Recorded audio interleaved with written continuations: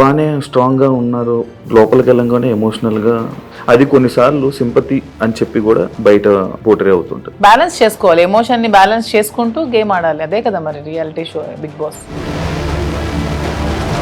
ఎవరైనా మాస్క్ పెట్టుకుని ఆడుతున్నట్టు అనిపిస్తుంది, అందరూ ఆడుతున్నట్టు అనిపిస్తుంది. ఎలాంటి విషయాల్లో మీరు కోపడుతుంటారు, ఎలాంటి విషయాల్లో మీరు ఎమోషనల్గా డౌన్ అవుతుంటారు? నాకు చాలా విపరీతమైన కోపం వస్తుంది యాక్చువల్గా. అసలు ఆ కోపాన్ని ముందు ఎలాగా అంచుకోవడానికి నేను ఒక ప్లాట్ఫామ్ అనుకుంటున్నాను. వైల్డ్ కార్డ్స్ కూడా లోపలికి వెళ్ళిన వెంటనే ప్రతిసారి ఎందుకు ఎక్కువ రోజులు సస్టైన్ అవ్వలేము, లోపల ఉండలేము, ఫస్ట్ వెళ్తే బాగుంది కదా అని అనిపించలేదా? అలా ఏం లేదు, వైల్డ్గా ఉంటాను కాబట్టి వైల్డ్ కార్డ్ అనుకుంటున్నాను. మా దగ్గర కావాల్సినంత డబ్బు ఉందన్నారు అంటే, మీ డబ్బు ఉన్న వాళ్ళు అక్కడ బాత్రూమ్లు కడగమంటే బాత్రూమ్లు, గిన్నెలు కడగమంటే గిన్నెలు, కింద చూడమని చూడగలరా? అదే కొంచెం కష్టం అదే. కానీ శ్రీనివాస్ గారు దాన్ని కూడా నాకు మెంటల్గా ప్రిపేర్ చేశారు. మిమ్మల్ని నామినేట్ చేస్తే చేయనియండి, నేను అవుతున్నా వెళ్ళంగానే నామినేట్ చేస్తే హౌస్లో ఉండకూడదు, మాదిరి బయటే ఉండాలి అని అనుకుంటే ఓకే వచ్చేస్తాను 1 వీక్కి. పెద్దవాళ్ళు పూజ్యులు ఏమి ప్లాన్ చేసుకున్నారా? అది ఏం ప్లాన్ చేసుకోవాలి? పోనీ మీరు చెప్పండి, మీరు ఒక బిగ్ బాస్ కంటెస్టెంట్ కదా, ఏం ప్లాన్ చేయాలి? మీకు బేసిక్ గా ఆ ప్లానింగ్స్ ఏమి ఉంటాయి నాకు తెలియదు. అంటే రియాలిటీ షోలో రియలిస్టిక్ గా ఉండాలని నేను అనుకుంటున్నాను. ప్లానింగ్స్ ఏమైనా ఉంటే టిప్స్ చెప్పండి. టిప్స్ చెప్పడం కదా, అంటే స్టార్టింగ్ వెళ్ళే కంటెస్టెంట్లకి వాళ్ళకి ఏం తెలియదు, ఎవరు వస్తున్నారు ఏంటి, వాళ్ళ క్యారెక్టర్ ఏంటి, వాళ్ళు ఎలా బిహేవ్ చేయబోతున్నారు ఏంటి అనేది మనకు ఒక ఐడియా ఉండదు. కాకపోతే వైల్డ్ కార్డ్ వాళ్ళకి ఒక ప్లస్ పాయింట్ ఉన్నది, అంటే ఏ కంటెస్టెంట్ ఎలా ఆడబోతున్నాడు, ఏ కంటెస్టెంట్ ఎలా ఆలోచించబోతున్నాడు, వాడు ఏం చేయబోతున్నాడు, వాడి స్టెప్స్ ఏంటనేది మనకు ముందే ఒక ఐడియా ఉంటుంది. అంటే మీరు మొత్తం చూసారా ఈ 4 వీక్స్? నేను మొత్తం చూడలేదు, అప్పుడప్పుడు చూస్తున్నాను. వాళ్ళకి ఎలా తెలియదో మాకు కూడా వాళ్ళు ఎలాగో తెలియదు. నాకు వాళ్ళ పేర్లు ఇప్పుడు తెలుసు అంతే, అంతకుమించి నాకు తెలియదు. అందులో మాస్కులతో ఆడినప్పుడు వాళ్ళు ఎప్పుడు ఎలా మారుతారో కూడా ఎవరికీ తెలియదు. ఈ రోజు ఇలా ఉండొచ్చు, రేపొద్దున ఇంకొకలా ఉండొచ్చు. ఒక రోజు ఒకలా గేమ్ ప్లాన్ ఉంటుంది వాళ్ళు, ఇంకో రోజు ఇంకోలా ఉంటుంది. సో ఆ స్ట్రాటజీ కూడా కంప్లీట్ గా మనకు తెలియదు, తెలుస్తుంది అనేది అపోహ, అంతే కదా. ఈ రోజు మీ గేమ్ ప్లాన్ ఒకలా వాళ్ళు ప్లాన్ చేసుకోవచ్చు, నెక్స్ట్ మూమెంట్ కి వాళ్ళు మారొచ్చు, ఇలా కాదు నేను ఇంకోలా ఆడాలని మారొచ్చు. సో ఒకే స్ట్రాటజీ మెయింటైన్ అవ్వదు కదా. అంటే లైక్ మాస్క్లు అని చెప్పి అన్నారు కాబట్టి, ఎవరైనా మాస్క్ పెట్టుకుని ఆడుతున్నట్టు అనిపిస్తుంది, అందరూ ఆడుతున్నట్టు అనిపిస్తుంది, ఎవరు జెన్యున్ లేదని అనిపిస్తుంది. మీరు వెళ్ళాక మిమ్మల్ని కూడా మాధురి గారు ఎందుకో మాస్క్ వేసుకొని ఆడుతున్నారు అని అంటే మీరేం? నేను వచ్చాక క్వశ్చన్ చేస్తే ఆన్సర్ నేను చెప్తాను, మీకు అలా అనిపిస్తే. నేను వెళ్ళిన తర్వాత మీకు నేను ఏమైనా మాస్క్ వేసుకున్నట్టు అనిపిస్తే, వచ్చిన తర్వాత మీరు ఇదే క్వశ్చన్ మీకు ఉంటే అప్పుడు ఆన్సర్ చేస్తాను. మిమ్మల్ని ఎప్పుడు ఇంటర్వ్యూలో తప్ప బయట మీ గురించి తెలియదు, మీ ఎమోషన్స్ గురించి తెలియదు. ఎలాంటి విషయాల్లో మీరు కోపడుతుంటారు, ఎలాంటి విషయాల్లో మీరు ఎమోషనల్గా డౌన్ అవుతుంటారు? నాకు చాలా విపరీతమైన కోపం వస్తుంది యాక్చువల్గా, చాలా అంటే చాలా కోపం. అసలు ఆ కోపాన్ని ముందు ఎలాగా అంచుకోవడానికి నేను ఒక ప్లాట్ఫామ్ అనుకుంటున్నాను. శ్రీనివాస్ గారు చాలా చెప్తున్నారు, చెప్పి పంపిస్తున్నారు. చాలా కోపం, అక్కడ ఏదైనా ఒక అన్యాయం జరుగుతోంది, అక్కడ తప్పు జరుగుతోంది, అది బాగాలేదు, అలా చేయకూడదు అలా అనే మూమెంట్ నాకు అనిపించినప్పుడు నాకు చాలా అసలు ట్రిగ్గర్ అయిపోతాను, చాలా కోపం వచ్చేస్తుంది. అంటే ఎవరైనా ట్రిగ్గర్ చేసి ఈజీ, అది మీ వీక్నెస్ కదా. నేను ఎవరైనా ట్రిగ్గర్ చేస్తే ట్రిగ్గర్ అవ్వను, నాకు అది నచ్చకపోతే ట్రిగ్గర్ అవుతాను. అదే మీకు నచ్చని పనులు ఎవరో చేస్తారు, మరి వీక్నెస్ అవుతుంది కదా, అలా ప్రతిసారి ట్రిగ్గర్ అయిపోతుంది. ట్రిగ్గర్ అయ్యి వాళ్ళకి చెప్తాను, అది చేయకూడదు, మీరు ఇలా చేయండి, ఇది కరెక్ట్ కాదు, కరెక్ట్ చేసుకోండి అని చెప్తాను. వింటే ఓకే, వినకపోతే ఇంకా వాళ్ళ ఇష్టం. అండ్ ఇంకొకటి, చాలా మంది సీజన్స్లో అంటే మీ ఏజ్ కేటగిరీ గ్రూప్ ఉన్న పీపుల్ ఫాస్ట్గా ఎలిమినేట్ అయిపోయి వచ్చేసే ఛాన్సెస్ ఎక్కువ అనమాట. అది కాకుండా వైల్డ్ కార్డ్స్ కూడా లోపలికి వెళ్ళిన వెంటనే ప్రతిసారి అంటే ఎందుకు ఎక్కువ రోజులు సస్టైన్ అవ్వలేము, లోపల ఉండలేము అని బయటకు వచ్చేసే కానీ ఆ భయంతో ఎందుకు యాక్సెప్ట్ చేయడం, ఫస్ట్ వెళ్తే బాగుంది కదా అని అనిపించలేదా? అలా ఏం లేదు, వైల్డ్ గా ఉంటాను కాబట్టి వైల్డ్ కార్డ్ అనుకుంటున్నాను. అది అర్థమవుతుంది. దాంట్లో ఎందుకు అంటే మీ ఏజ్ మేము గెలవకూడదా, మేము ఆడలేమన్నా, మీ ఒపీనియన్ ఎందుకు, మమ్మల్ని సపోర్ట్ చేయరా పబ్లిక్ సపోర్ట్ చేస్తారు అంటే నేను ఆ విధంగా మీరు అన్నారు కదా, మీ ఏజ్ వాళ్ళు వచ్చేస్తారు, మీ ఏజ్ వాళ్ళు త్వరగా వెళ్ళినట్టు. అది అనేది జనాలు ఒక ఒపీనియన్, జనాలకి ఒక ఒపీనియన్ అలా ఉండిపోయింది. ఎందుకు ఉండిపోయింది అంటే అది ఎందుకు నాకు అర్థం కాదు. ప్రతిసారి ఆ సీజన్ లో అలా జరగడం వల్లేమో, ప్రతి సీజన్స్ లో అలా జరగడం వల్లేమో. మేము సరిగ్గా గేమ్ ప్లే చేయలేమా, మేము సరిగ్గా స్ట్రాటజీ ప్లాన్ చేయలేమా, మేము ఫిజికల్ గేమ్స్ ఆడలేమా, మేము అన్ని 100% పర్ఫెక్ట్ గా ఇచ్చినప్పుడు మమ్మల్ని మేమే ఎందుకు ఎలిమినేట్ అవుతామని అనుకోవాలి. అంటే ఇప్పుడు మీకు అంటే లైక్ ఇంత బిఫోర్ ఇంటర్వ్యూలో చూసాను, నాకేమో డబ్బుకు అంత పెద్ద కరువు ఏం లేదు, నా దగ్గర కావాల్సినంత డబ్బు ఉందన్నారు. అంటే మీ డబ్బు ఉన్న వాళ్ళు అక్కడ బాత్రూమ్లు కడగమంటే బాత్రూమ్లు, గిన్నెలు కడగమంటే గిన్నెలు, కింద చూడమని చూడగలరా? అదే కొంచెం కష్టం. అదే ఇలాంటి విషయాలు ఉంటాయి కదా, అలా దానికోసం అడిగాను క్వశ్చన్. కానీ శ్రీనివాస్ గారు దాన్ని కూడా నాకు మెంటల్ గా ప్రిపేర్ చేశారు. అంటే ఏ సిచ్యువేషన్ లో కూడా ఇలా ఉండాలి. ఇక్కడికి వచ్చాక కడిగిద్దామనా?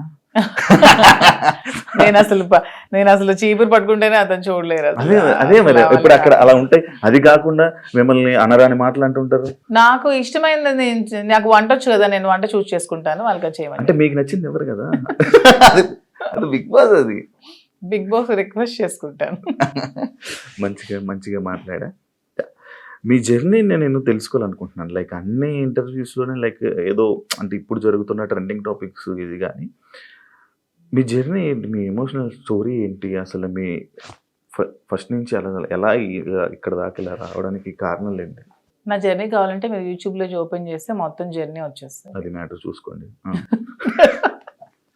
తర్వాత నా జర్నీ తెలియని ఆంధ్ర కానీ తెలంగాణ కానీ ప్రజలు ఎవరూ లేరు, అందరికీ తెలుసు.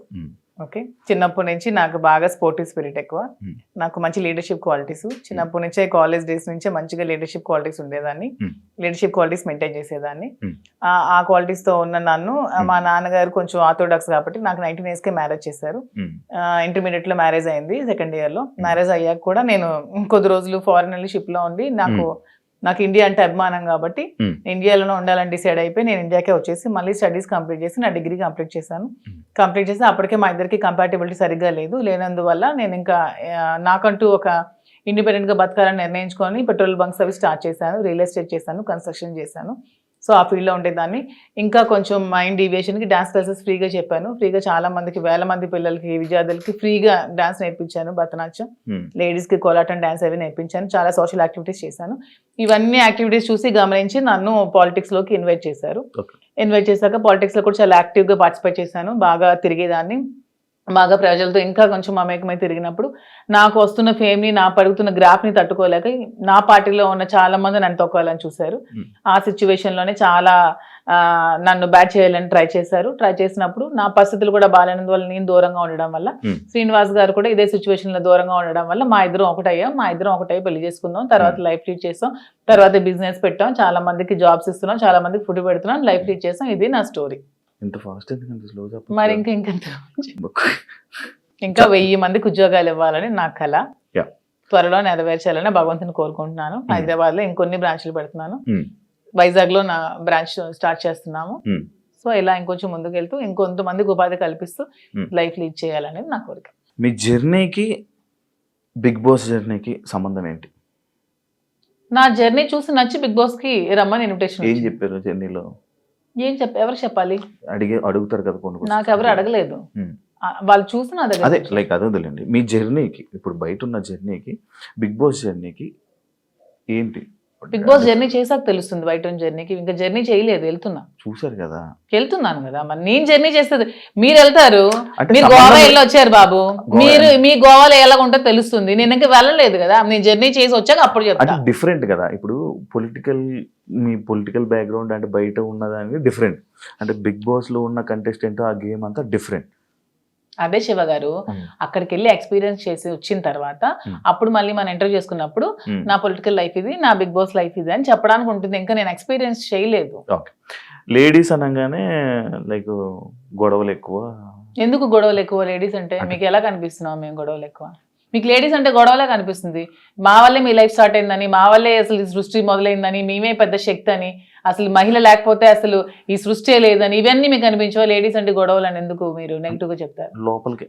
మీ వల్ల గొడవలు అవ్వలేదా? మీరు ఎప్పుడు మీ ఫ్రెండ్స్ తో గొడవలు లేవా? మీరు ఎప్పుడు గొడవలు పడి మందు తాగుతూ బీర్ బాటిల్ కొట్టుకోలేదా?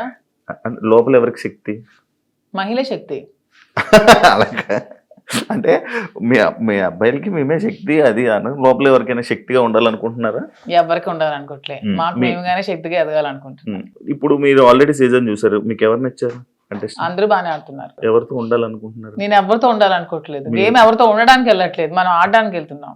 బయట అందరూ అలాగే అన్నారు, లోపలికి వెళ్ళాక ఎవరితో? అలా ఎందుకు లేదు, ఇప్పుడు రిలేషన్షిప్ బిల్డప్ అయింది, బాగా రిలేషన్ లో ఉన్నాము, కప్పు నీకు కావాలా ఫ్రెండ్ కావాలని నాగార్జున గారు అడుగుతారు, నేను ఇస్తానా? ఇవ్వను కదా, నాకే కావాలంటాను.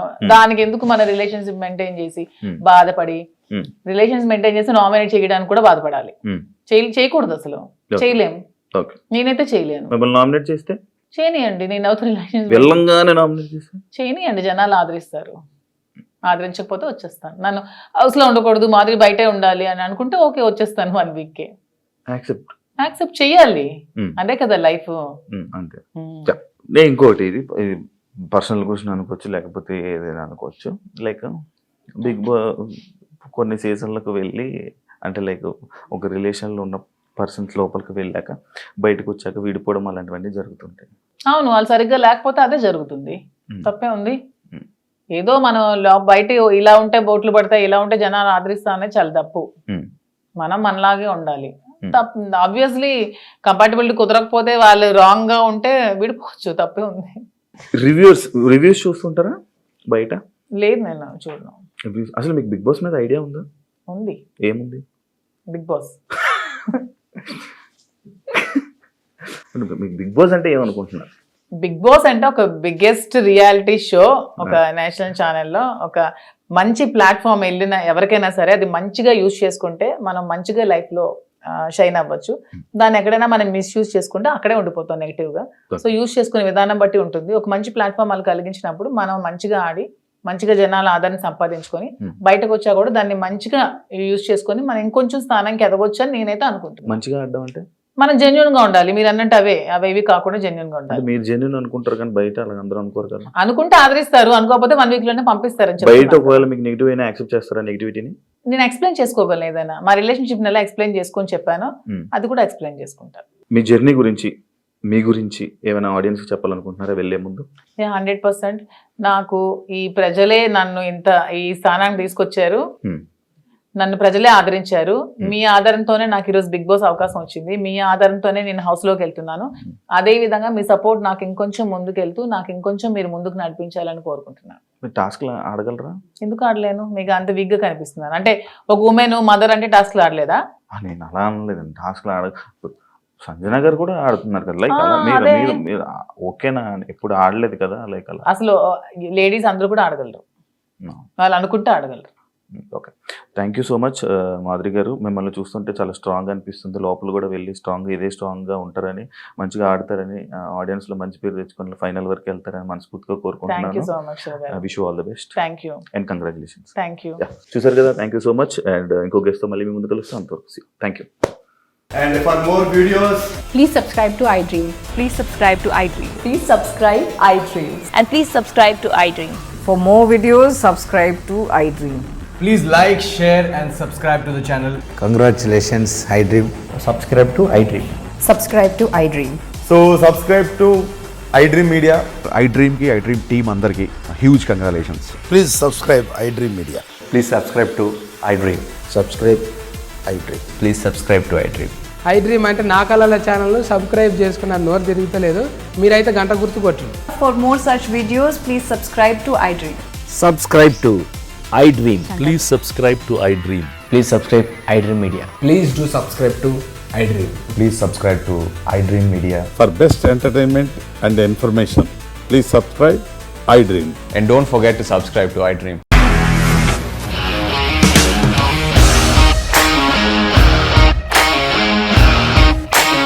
ఇండస్ట్రీలో కమిట్మెంట్ ఇష్యూస్ వస్తే నీకు కూడా వచ్చినట్టు? మార్నింగ్ తీసుకెళ్ళాలంటే కొట్టి పడేసాడు.